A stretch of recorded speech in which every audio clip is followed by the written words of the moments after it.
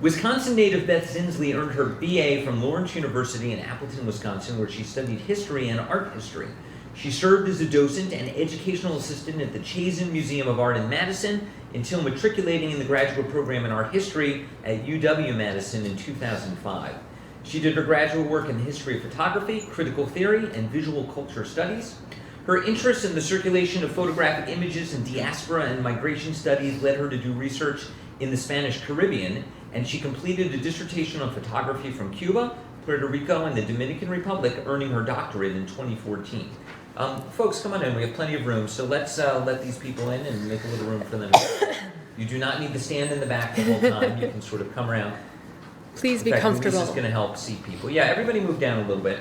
This is a weird room because you can only get in one way, and that's a fire door, but let's make room for everyone. Thanks.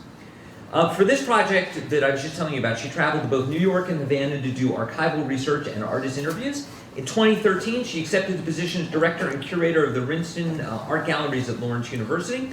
She teaches courses in art history and developed an interdisciplinary area program in museum studies, which she now directs. She is also active in the Appleton arts community, founding a CSA program for art and organizing public art events. Madeleine Plonsker, as many of you already know her here, is a force of nature. The generous donor behind the Madeleine P. Plonsker Emerging Writers Residency Award here at the college, a $10,000 prize to support an emerging author, and the producer of the Light In Cuban Eyes books, which is a path-breaking collection of Cuban photography.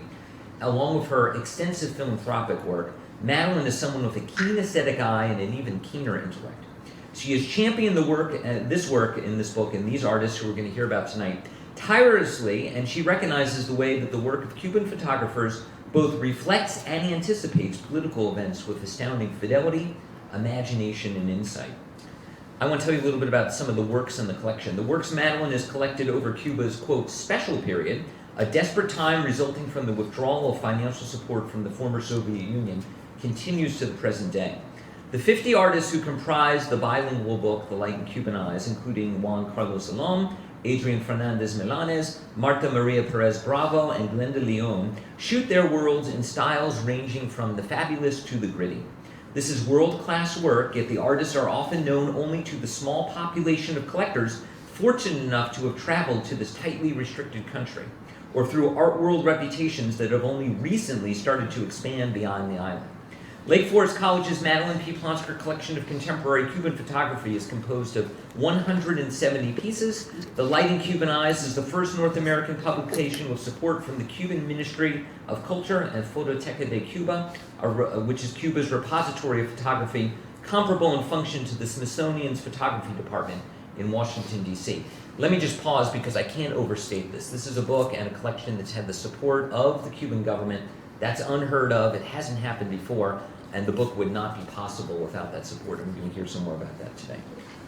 There is more to say about this, but I'm going to let the experts do the talking. So please join me now in welcoming Beth Zinsli, and after Beth talks, then we'll bring up Madeleine for the conversation. So, Beth Zinsli.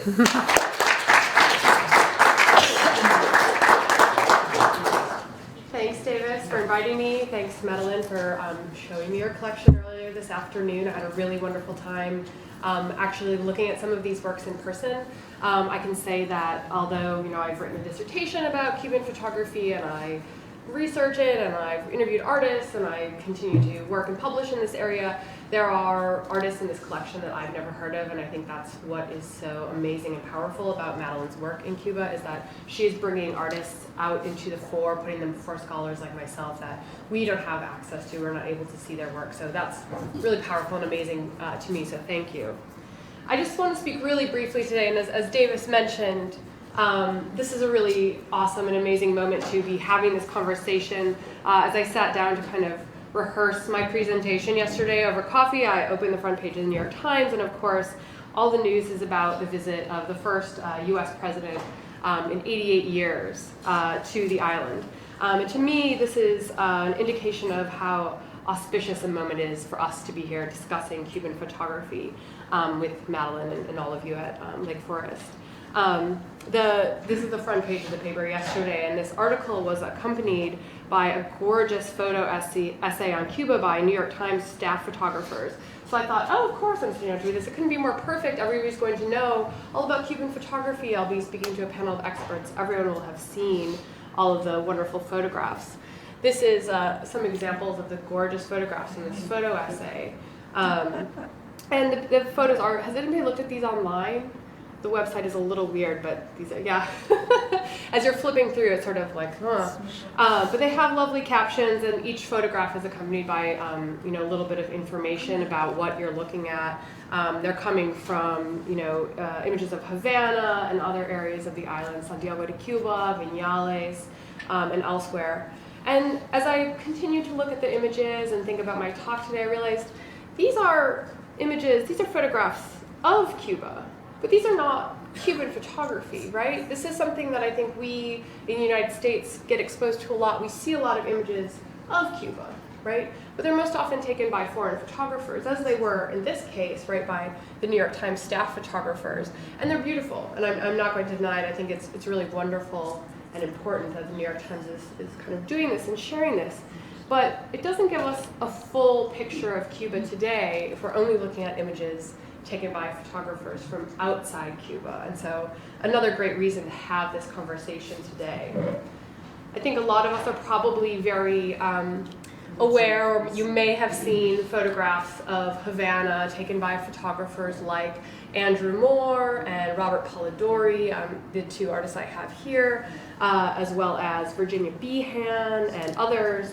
There's some by the French duo Yves Marchand and Romain Meffray. So it's not that we can't get into Cuba through photographs, right? There's plenty of foreign photographers traveling there, taking photographs, publishing, got these beautiful images. But what we really want for a glimpse of Cuba today is, right, images taken by Cubans, right? What's going on inside their heads? All of this is kind of outside, right? It's exterior. It doesn't truly get into the heart of what Cuban photographers are doing today. Anyway, despite these beautiful images and the beauty of the New York Times photographs from yesterday, what I really want to talk about with Madeleine and with you all is photography that's being made in Cuba today. So I thought I might take a step back and let you all know what first made me interested in Cuban photography, that is, not photography of Cuba, but photography by Cubans. As Davis mentioned, I'm interested in the circulation of images and how they move back and forth, and I do diaspora studies, but that's all for the introduction of my dissertation. Really, what first got me started in thinking about this was the most iconic image by a Cuban photographer that you can think of. Can anybody guess what iconic photograph by a Cuban photographer I'm thinking of that first got me interested in Cuban photography? When I put it up on screen, you'll know right away. Of course, it's Che. This photograph is the first thing that I kind of looked at and thought about from a critical standpoint to try and understand what is it that we know about Cuban photography, and what is it that Cuban photography can tell us about the culture. Now to us it may seem slightly hackneyed now, right? It's been reproduced on a million stickers and t-shirts and posters. But in reality, this is an image that can tell us quite a bit about Cuba and Cuban history and the history of photographers working in Cuba. So of course this is Alberto Cortez, famous guerrillo heroico, the heroic guerrilla fighter Che, taken on March 5th in 1960. And he is, it was snapped at a memorial for the victims of an explosion, the, I think, El Cubre explosion. So using this as sort of my jumping off point, I decided, forgive the photography metaphor, to zoom in a little closer and see what else I could find out about Cuba through this one single photograph that has been redisseminated so many times.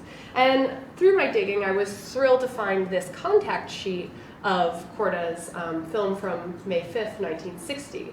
I think even this gives us a much fuller picture of what Cortez is doing in Cuba in the days immediately following the revolution.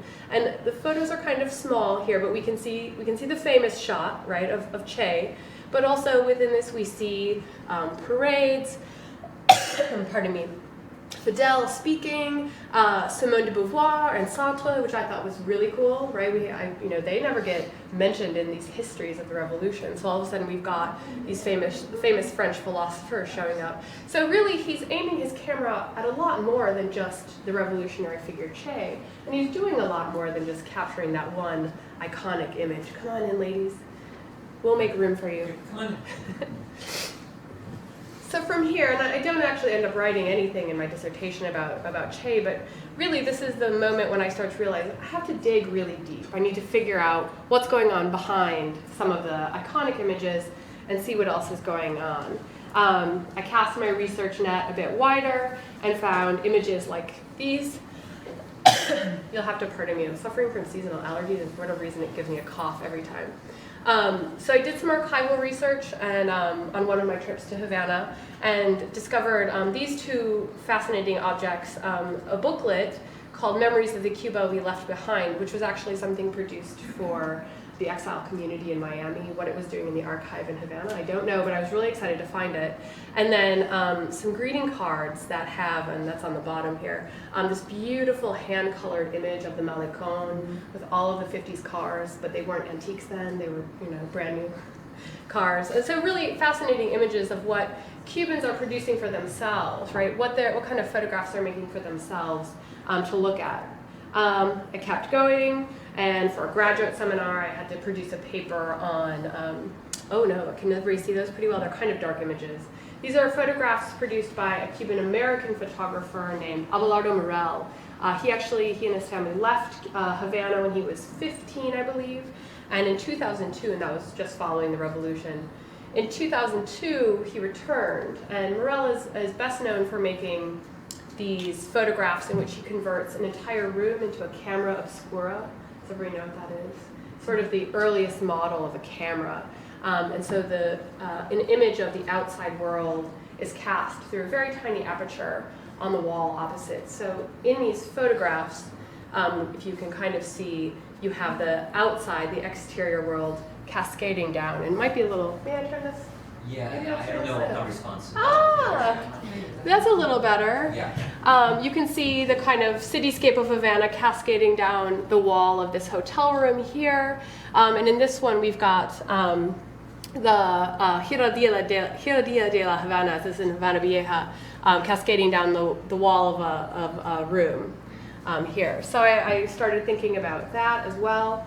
In 2012, I went to the Havana Biennale.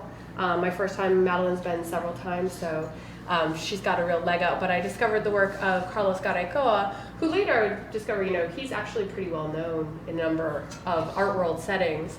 But I was really taken with these particular photographs of his, of buildings in Havana that he's printed on gelatin-coated bone, cow bone, actually, using a fabricator in Spain. So there's all these different kind of forms of photography being created in Cuba that were really fascinating to me, and I felt like I needed to sort of dig even deeper. So I ended up producing a dissertation largely on Cuban photography. My committee told me I had to do Dominican Republic and Puerto Rico also, just to, you know, make it all rounded out. But really my true passion is working on the images from Cuba and talking about them. So I was particularly excited today to see the work of a number of artists who I had never seen before at Madeleine's house. And when I first received the catalog, I was just floored because there's so many wonderful images that it's such a useful and terrific resource. So I want to invite Madeleine up to have a conversation. Now I'm going to ask her a few questions, but I think we'll keep it informal and free-flowing. And if anyone in the audience has questions, we'll invite them to ask those as well. I have a number of images of artists in your collection that I'll pull up as we are moving through the questions, just so that you can get an idea of the works we're talking about. But is that good? Anybody have any questions just to right off the bat? Well, I just have one comment. So when you're sitting here, try to just remind her, speak as loudly as possible, because this is just recording you, right, but it's not an amplifying microphone. And then the other thing, before we get into questions, if we could have not only a hand for Beth, but a hand to welcome Madeleine.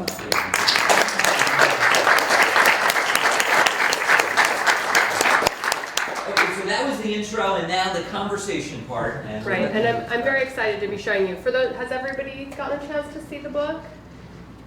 Oh, good. Okay, good. So you'll be familiar with some of the images, and I certainly couldn't put all of them into my PowerPoint or possibly talk about everything today, but we'll hopefully get through some really interesting ones that I'm excited. Excuse me. Yeah. Does the microphone work? Well, no, that's the issue, is that mic works, but here we don't have it. So just speak really loud. That's what we're going to have to do. How are you feeling about projecting? Feeling good? I'm okay. Are you guys okay? Can you hear? Can you hear that in the back? Or Fine. you guys want to come up? You can come up closer too. Okay. I'll do my best. Sorry. Me too. And you just raise a hand if you're having trouble hearing. I also just get very excited when I'm talking about photography. Me so. Okay, so I believe everybody's had a chance to read the introductory essay for the catalog, Light in Cuban Eyes. But Madeleine, could you tell us a little bit more about how you first got started collecting Cuban photography? I think it's a really cool story, and I think it was, I mean, you had collected art before, but you maybe hadn't anticipated doing this on this scale? I actually went to Cuba because my parents, when I was a teenager, used to dump us with our grandparents, and they would disappear for a weekend to Havana. They used to take a hydrofoil or a short flight, and they would go and they would dance and they would sunbathe and they would gamble and they went to see fabulous shows at night, and then they would come back to Miami Beach on Monday with their wonderful stories. And so in 2002, just before President Bush, W. Bush, closed the door back down, there was a period where President Clinton began to allow cultural exchange. So being a photography collector, only because there are two people in this room that said, why are you just collecting works on paper that aren't photography? Photography's on paper. And this wonderful couple in this room today said, come with us and we will show you works on paper that are not lithographs, that are not drawings, that are not woodcuts. They're photography. And I said, oh, photography. Photography is what you just saw, people taking pictures of things. I said, no, I'm not interested. And they said, no, come. And another couple in this room who are here today said, well, you went to a photography show, you just fell into a bottomless pit. And they were right. I did fall, and I think I'm still in free fall. Your talk today makes me want to go back in 2 weeks when I've been invited to go back and hurry back to see what all the young people are doing. I got down there, and I had no idea about the art scene. I was with a cultural group. I was with a museum, a small college, liberal arts college from Massachusetts, and we had an art curator with us from Connecticut State. And we did all the things that you were allowed to do. And one afternoon we had a free afternoon. And I thought, there's got to be more than what they're showing us. This seems to be pretty. The bus pulls up. We know where we're going all the time. But what if the bus didn't pull up? What if I just found it myself, which is pretty hard. You walk down the streets of Paris or Budapest or Rome or Damascus. You just can't, you come across it or you don't. And I wandered into Old Havana, and just there in a square with no doors was a little room filled with photography, all pinned to the wall, pinned to billboards, just up 100 photographs, and it was like overwhelming. And I thought, wow, it's my free afternoon. I'll buy a photograph, because everybody should buy a photograph or a work of art when they go to a city. It's like when your parents or your grandparents came home with that little plate that said Rome, and they gave it to you, and they said, here's our present from our trip, the great tour to Europe. Or your great-great-grandparents took an ashtray from a hotel room, and it ended up, you got it when your great-great-grandparents died. Well, it changed for me. I was looking for art, and this was a photography show. So I had $100 in, I don't know if it was their currency or mine, and I thought, okay, let's just see what happens. I picked out a photograph of a crowded train. People were just jammed together. Nobody was looking at anybody, and in the middle of it all was that photograph of Che on a guy's chest. He was wearing, some wonderful-looking young man who had this white T-shirt with Che on it, and he looked cool and calm, and everybody else looked perspiring and dreadful. And it was just this fabulous moment of this is what Cuba is. It's Che, but it's not. It's sweating people, which it is. It's a bus or a train in this case, that is crowded, not air conditioned, going slowly to who knows where. So I said, I'll buy it. I could not identify the signature. It was just an artist's scribble. It didn't say Picasso, it just was scribbled to me. I knew it started with an S. No one seemed to know who it was. And I had $100 and I bought it.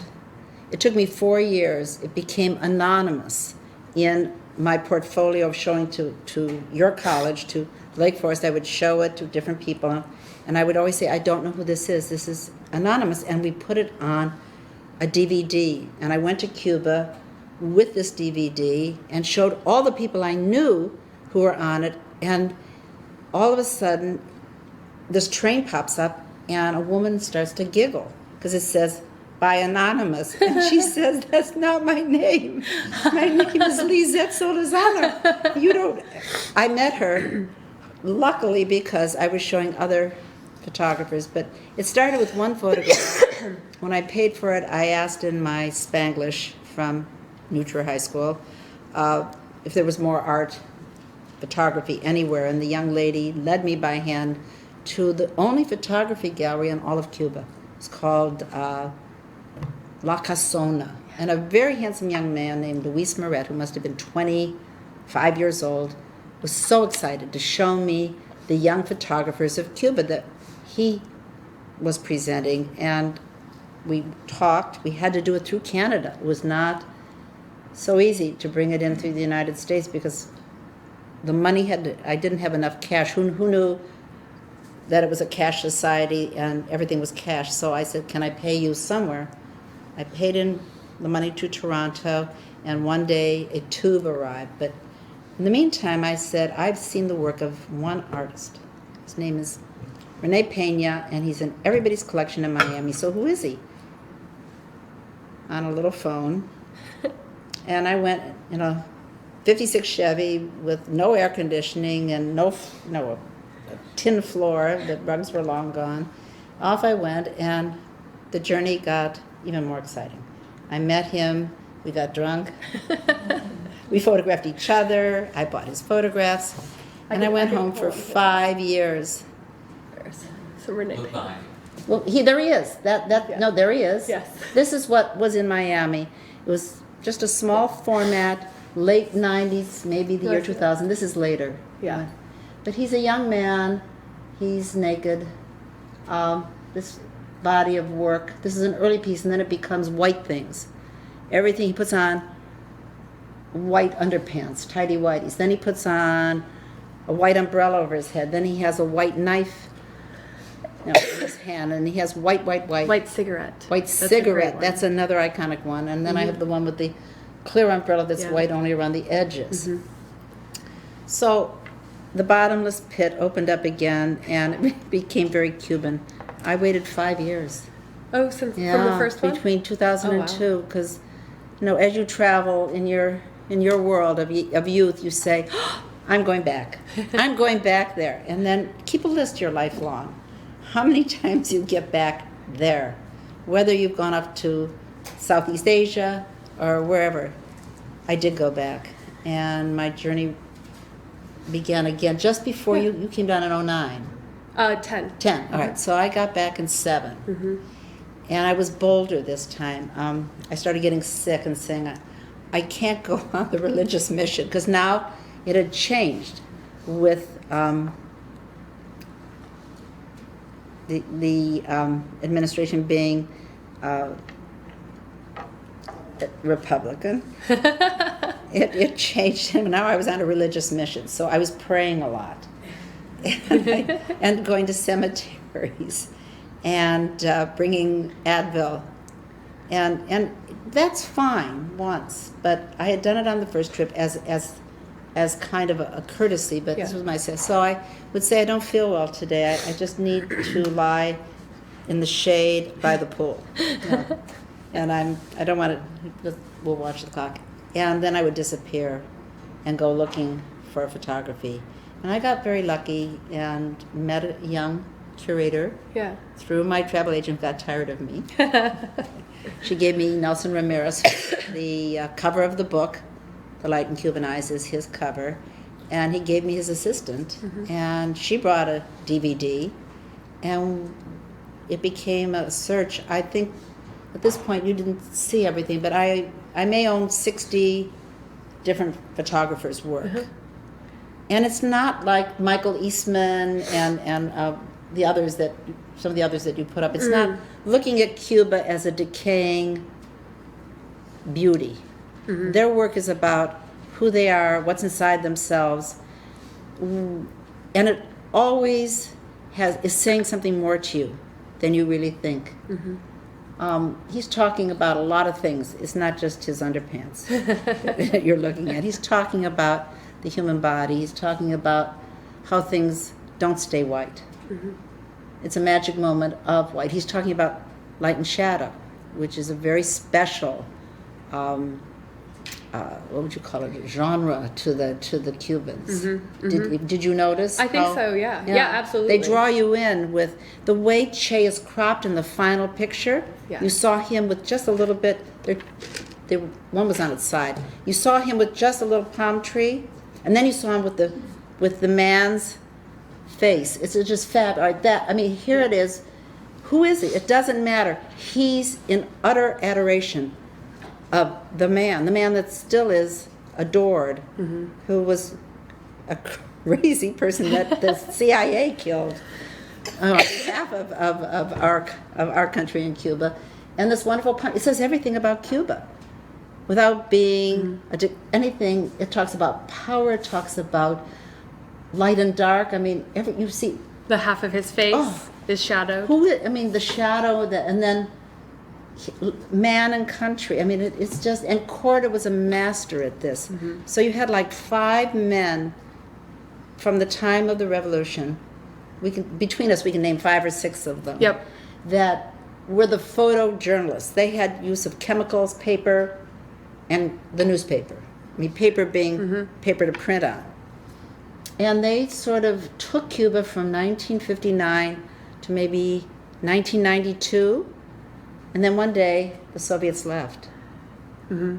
And starvation arrived on the island. And people who were chemists, and people who were journalists, and people who were engineers went and bought cameras out of barns and film that was already so outdated that in some of these photos that start in the 90s, you can see the chemicals bleeding off the image. It's half lost, quarter lost edges. We were looking at that today on some early work. And what they wanted to do is say, wait a minute, it's not about this. This is not what it's about. It's about maybe that guy. Who's looking on? Who is he? Who are we? What are we? Yeah, absolutely. Yeah, and it changes. And you suddenly get a lot of self-portraiture. You have people going back to their villages to say, what happened? Farmer Rodriguez, bring your family here. You're the cigar family of Cuba. Bring your generations and sit and show us who you are in 1992. And you look at these people who were the kings of industry living in poverty, and the beautiful photos behind their heads of their generations of splendor. But they're talking about the people and forgetting the palm tree and the fluff. And that's where I started to get involved. Let's pause there and let's let Ed ask, because she's got a list of questions. Go ahead. Sure, yes. I think, but you are addressing so many issues that I wanted to bring up, so I'm glad. Okay. But so I'll start with thinking about these kinds of documentary style images of Cuban people that you're kind of referring to. And we spoke today about, and you sort of gestured toward the fact that Cubans were cut off from kind of what was happening in the history of photography everywhere else in the world. So they see, through kind of Walker Evans and that generation, but not a lot after that. So we've got these, Cuban photographers with this very keen eye for this documentary style. And I was going to ask you to talk a little bit about This, of course, is Jose Julian Marti. There's others in your collection, Ricardo Elias, Mario Diaz, for example, who sort of follow in the documentary style tradition, but intuitively, right? They never had any training in these photographers. So would you speak a little bit about that? A lot of them left Havana and went back to their towns, to Vinales, to Esperanza, to Trinidad. And they went and they walked among the people who were their peers, and they were now citified, and wanted to record just life that is happening. This is a triptych. This gentleman, this farmer, first he blesses his bird, then he spits rum on his bird, and then there's the third, the cock. He and another farmer, there's a cockfight, and it's probably either dawn or dusk. Yeah. Yep. The light is, and note the light and shadow happening here that Madeleine mentioned. And also during these days, and 2006 is still a special period. It's still a special period today. You got one shot because you had no money. You had a job that was at that time probably you were earning $15 a month. So when you had film, you couldn't waste it. You either got your shot or you were out of luck, and it didn't matter. So these people became experts of finding something that told the story and shooting it exactly when it was happening. Mm-hmm. Well, now tell me, what is the water? Is it coming from his lips, or Yes. is it coming from something else? From his lips, he's taken a big mouth of water or rum, This one? and he's spitting it on his bird to give his There you go. bird the powers. My Cubans say it's rum. I don't think anybody would waste rum, but maybe you would on a cock because you were. That's a big deal Yeah. there. Well, yeah. Maybe You're getting it's- it ready for the fight. Yeah, yeah, they're going to fight to the death. Yes. They're going to yes. fight. The birds are going to fight to the death. I mean, And I have a nice Mario Diaz also here. This All right. beautiful kind of, bride standing in this field. I'm so struck by this figure in white standing in this grassy field. he said that he was at the. Elegant and crude. Exactly. Right, well, he said he was at the wedding, and then suddenly the bride recognized an old boyfriend riding by on a bicycle. Oh, my. And she's running to say, "Look at me! I got married."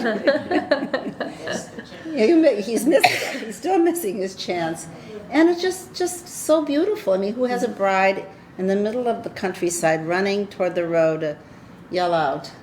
And I find it touching and fascinating. And yes, the palm trees are there, but it's all about the guy on the left side. Who you can barely see. And you don't see her. She could be beautiful. She could be anything. We don't know who she is other than she's a bride. She's dressed like one. And she's in the deep grass. She has a nice figure. Yeah. But she's making a dash for, maybe she's going to throw the bouquet. See what you missed? I don't know. Still has her. Yeah. But that's the beauty. Mario Diaz became the head of Phototeca in the at the turn of the century, the 2000s. But maybe this can start to give you a feeling of the depth of the work, that it isn't just, and you can compare it to Walker Evans. You really can. I think so. And actually, these really remind me of several documentary style photographers from the United States taking images in the the WPA era, the Depression era Sure, photographers. you've got Hine, you have Bernice Abbott, Dorothea Langham more than Bernice. But if you look very closely, sugar was king in Cuba. I mean, steel was king in America. Steel is not king in America anymore. The steel mills are all closed. So these are this is a This is series a dead of sugar mill. Yeah, oro seco is dry gold. The sugar was referred to as Because were they third to fifth in the world in producing sugar for the world during the heyday, and now they import their sugar. So the dry gold has dried up, but what he's doing is just, in this case, it is photojournalism. Yeah. But not so much for Cuba, as for the world to see Cuba as it is. These were shown at the 2009 Biennale, I believe. Mm-hmm. So he took them in, and he had 24, and it was very hard. I should have bought the whole portfolio, but I bought 6 that I thought really showed. Yeah. No. And if you can't see, the train is decaying to this, It's rusted in place. It's driven its last, right? It stopped there and really is falling apart. And very sadly, in downtown Havana, as you leave Viana Vieja and you're going out to do a trip, there's like a whole siding of these beautiful steam engines. It's like a museum, but it's rot.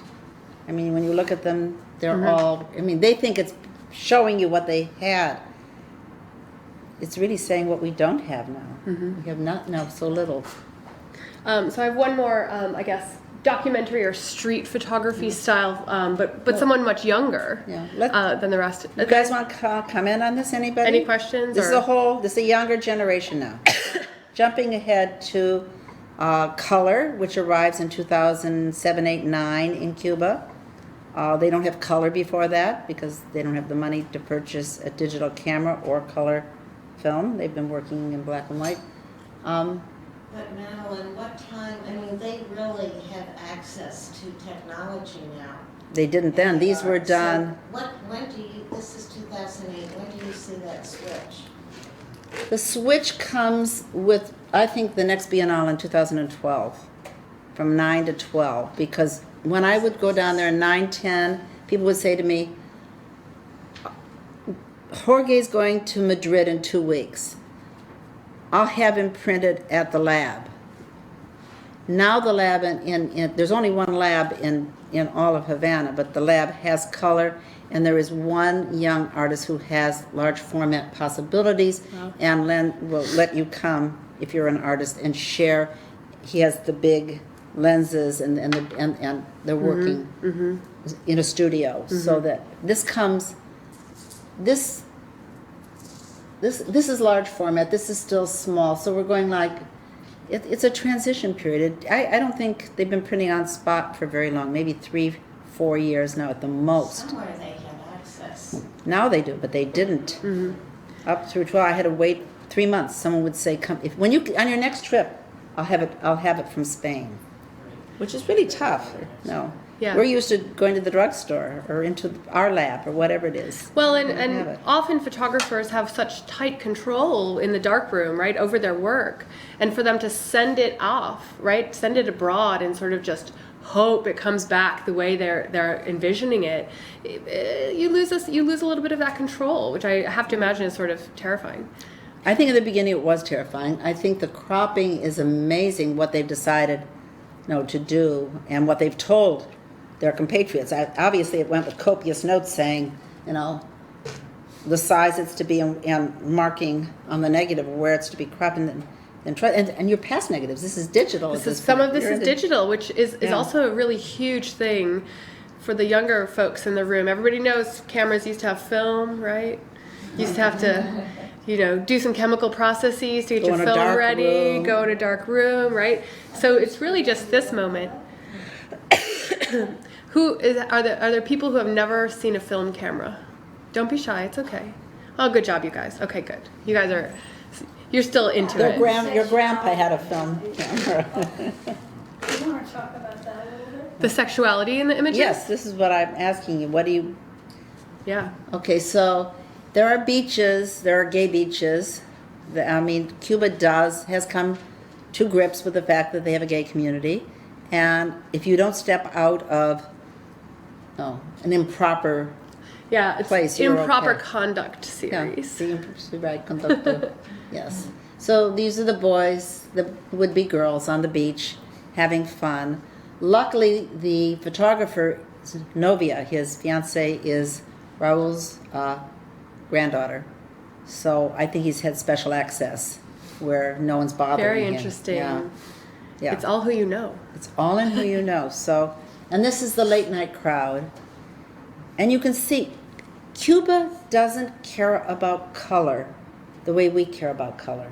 I mean, the color of your skin.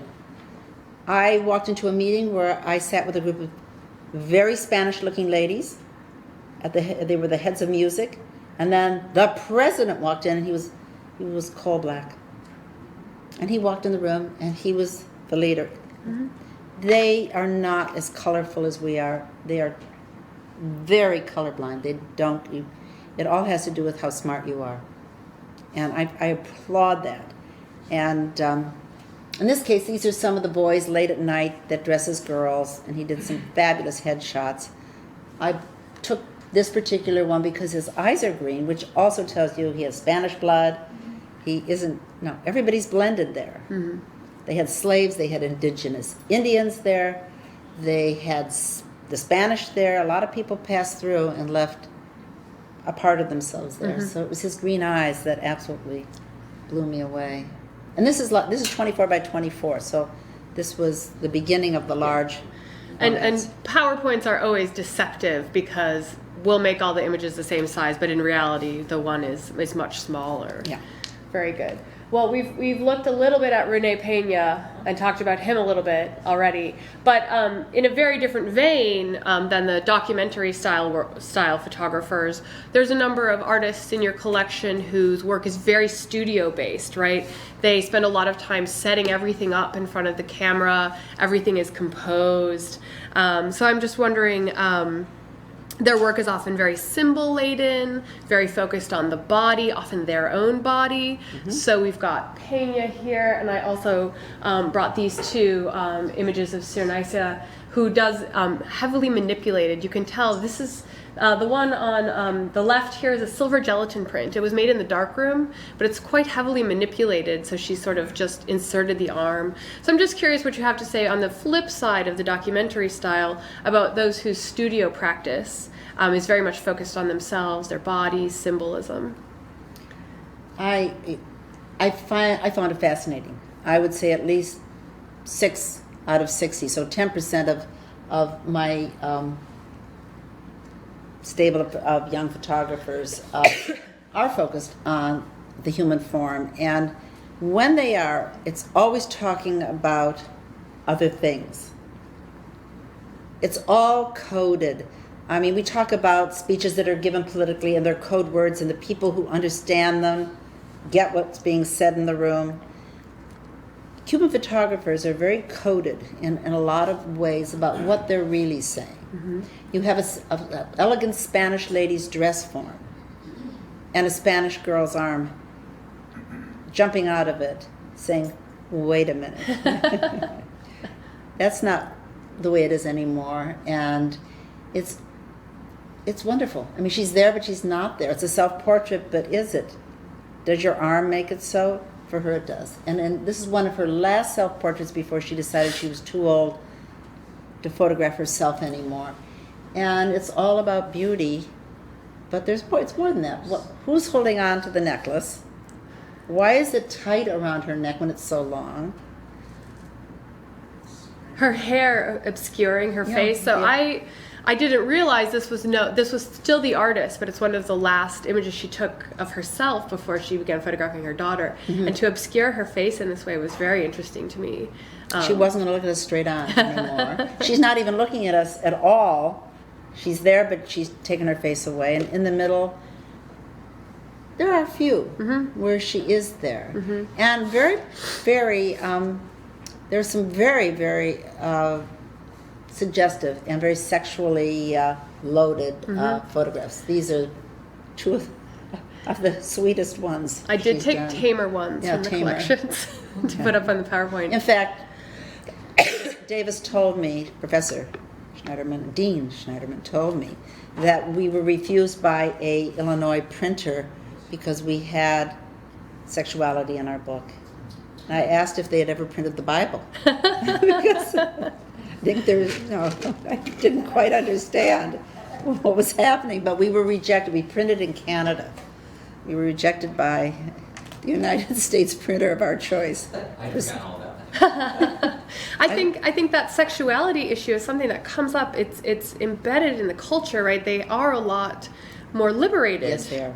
than us in that way. And so I think it really comes through, and particularly among certain photographers, that inherent sexuality is very They come interesting. together. They have incredible moments of great talent together.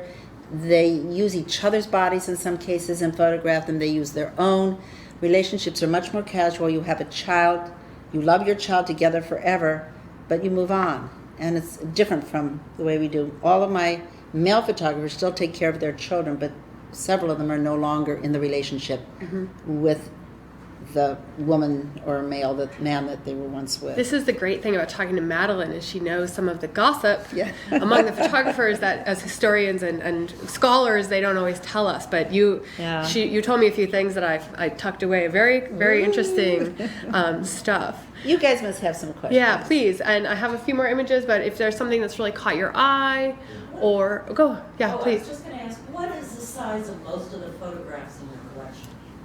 Early on, it starts out just like the United States, 18 by 24, 11 by 14, 7 by 9, and then it starts to, well, in the beginning it's dominated by what size paper. Someone brings an Ilford paper and it's 11 by 14. Well, you print everything 11 by 14 because That's what you have. can't go to the Yeah. camera store. You're waiting for the next, and then somebody brings papers that's 7 by 9, so everybody's now printing 7 by 9. And then you meet people, and my husband can tell you, we just brought down some oversized paper for a photographer, Very nice. and like 25 pounds of chemicals, because you can't even, no one's printing in silver gelatin anymore. So we had to bring all the compounds down because it's becoming a lost art since digital took over. Yes. Yeah, we're interested in this because this is Cuban photography to which we haven't had access for a long time. Absolutely. But is there something distinctive about it besides simply being Cuban photography that we haven't seen in a long while? I think so. I mean, I think for both of us, there's something that I think draws us to this photography more than, I mean, I'm chosen to pursue the history of photography as my scholarly field, but there's something about Cuban photography that has a real magic to it. I can't really put it into words. Have you thought about this? I think I would use, say it in one word or two words. I think light has a lot to do with it. I think precision of a shot has a lot to do with the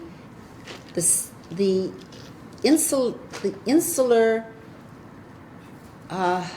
situation where they only have each other as friends. They have a peer group, and everybody works it out together, and everybody is free within their own small group to do and share or not share, or they all collect each other.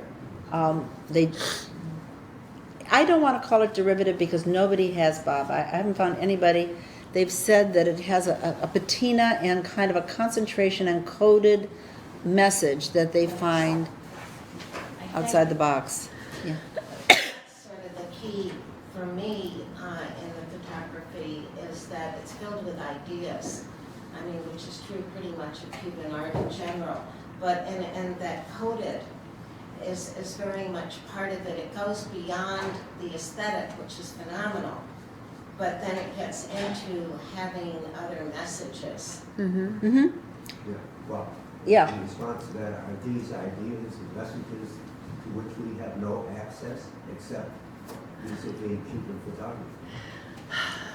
No, it's universal. But Yeah. I think the way they concentrate. I think there are certain Is- symbols that Cuban photographers and artists really enjoy using and repeating, and I think often about the suitcase as a symbol that kind of crops up a lot. Water. Always thinking about those who've left, the journey they took, and I think those are two things that Could be doing. or could be yes, Abstraction. yeah. They love to take picture right here. Now I'm going to pour a little acid, and I'm going to abstract everybody in the second and third row, and watch the acid just eat in.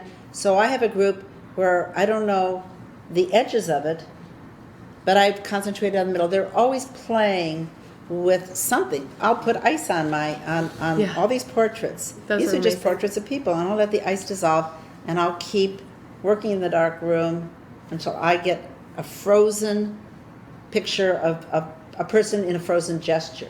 I find them highly creative and not following what would you call, and I don't want to say school because they really, Yeah. there is no school. They're Yeah. taught. They all have college degrees. Unlike our country, they're struggling with the fact that in their world they're given their food, their education, their dental, their medical, and their job, and it's guaranteed.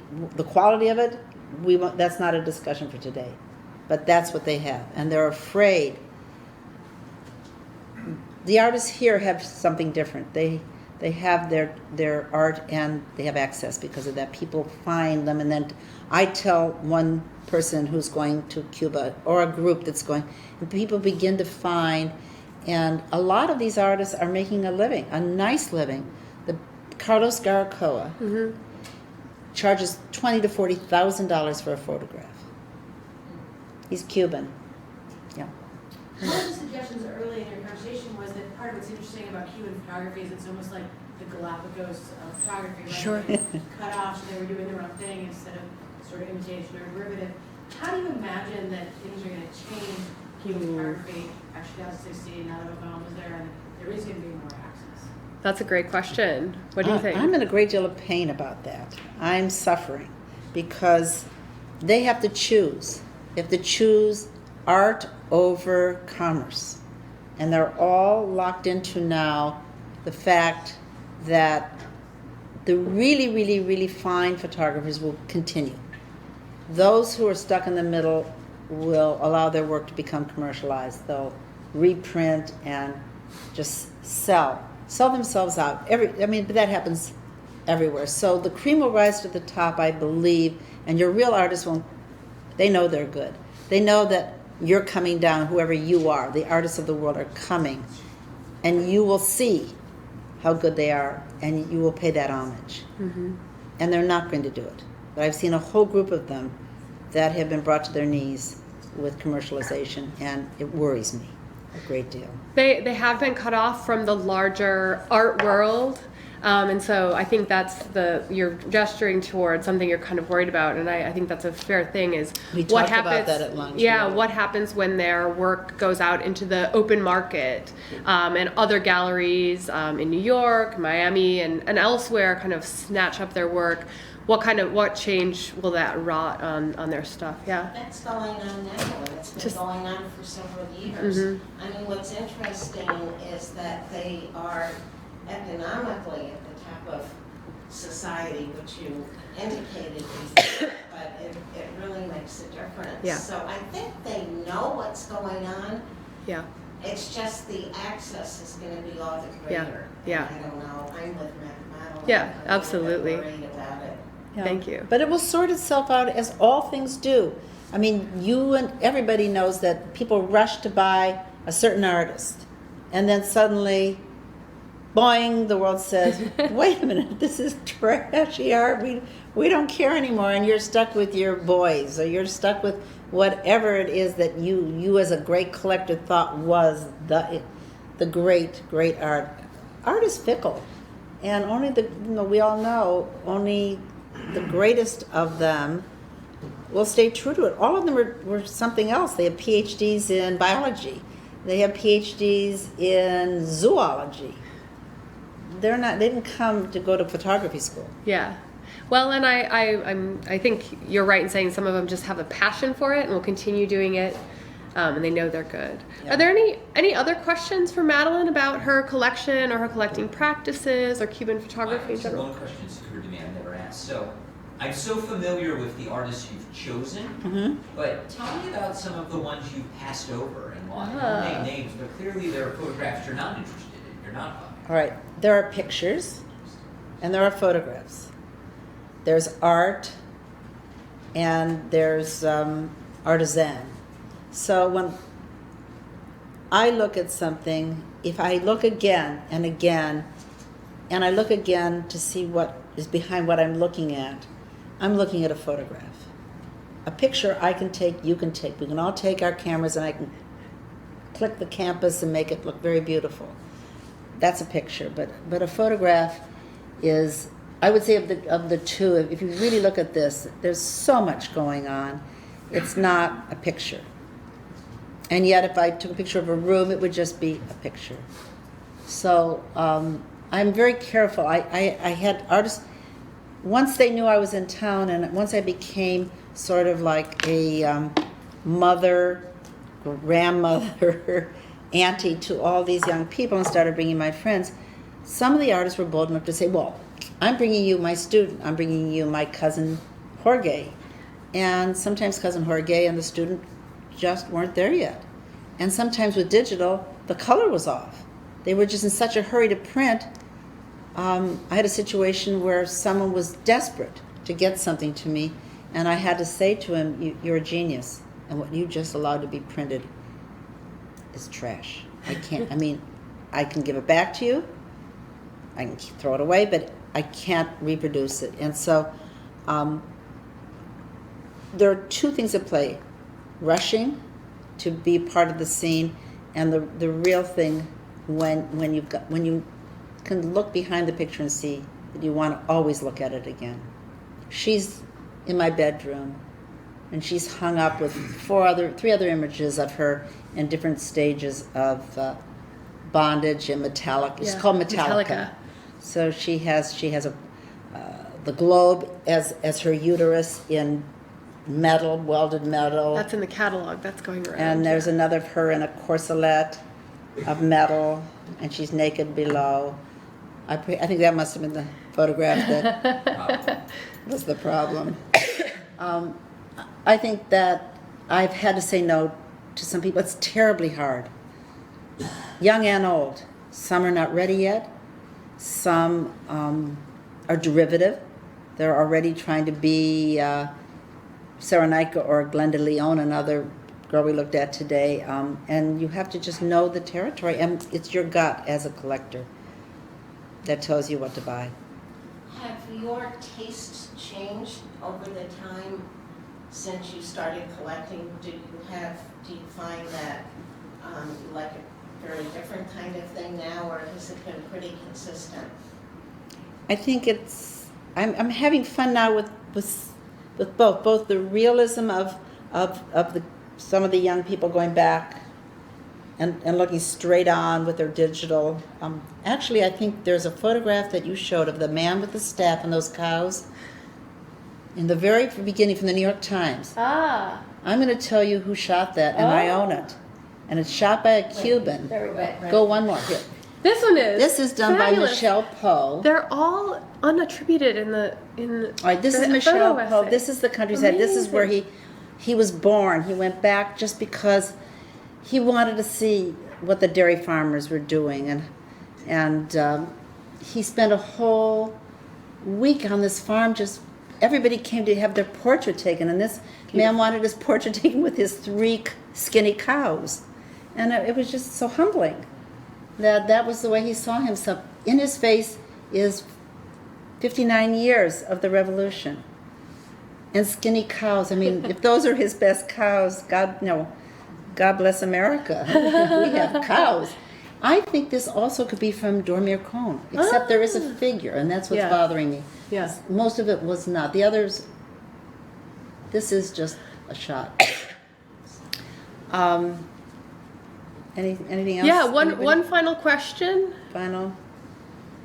Do you have a favorite? If you had to give them all away but keep just one, which one? Like if there's a fire and you run out of the house, what do you take? Your favorite possession? I think I'd have to take the cover of the book. The what? The cover of the book, The Lady in the Suitcase. Yeah, can you hold it up, David? Going around, but it might be a little hard to see. I'll hold it up. You want to just say a word about? Okay, so this is a setup. Remember, we're talking about manipulation. We're talking about adventure. All right, so we have a model. We have a suitcase. We have a suitcase in front of a model, but she's underwater. But she's not. He's shot. She's in the suitcase. She's the Ludmilla of Ludmilla and Nelson. Ah. She gets in the suitcase, hides her face, and they shoot the sea, and then they go into the darkroom and they put a suitcase that's got a Havana tag on it, and put it at the bottom of the Caribbean.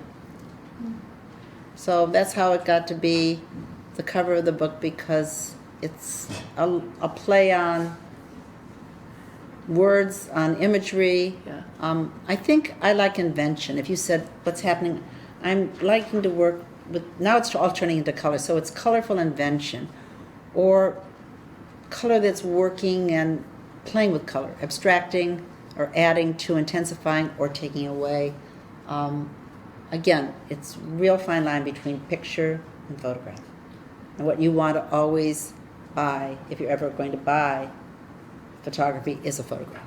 That's wonderful. Well, thank you everyone for Thank coming. all Thank you, of you for Davis. coming. Thank you, Madeline. Really appreciate it.